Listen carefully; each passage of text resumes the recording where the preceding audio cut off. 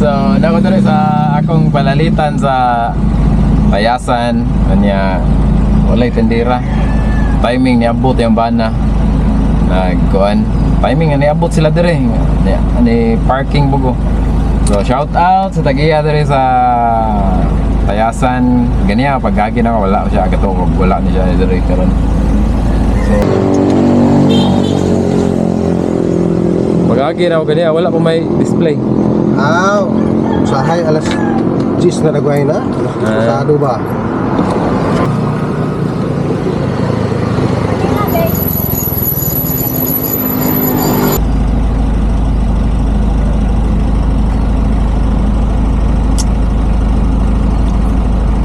Bisa.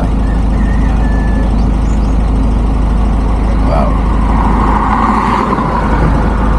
Grabe.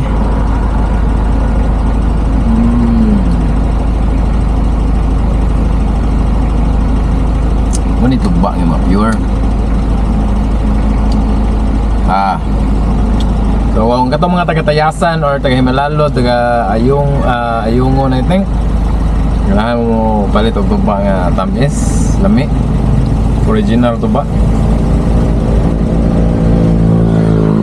Ang akong malasahan sa iyang tugba karon, nag-inom na ko na. More siya na ay dugos, honey. Mo akong ma-feel.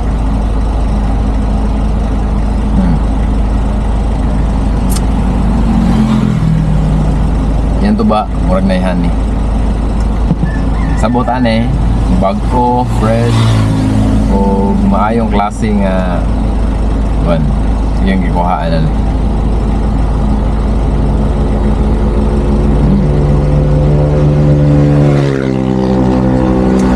Sa Tayasan, the best.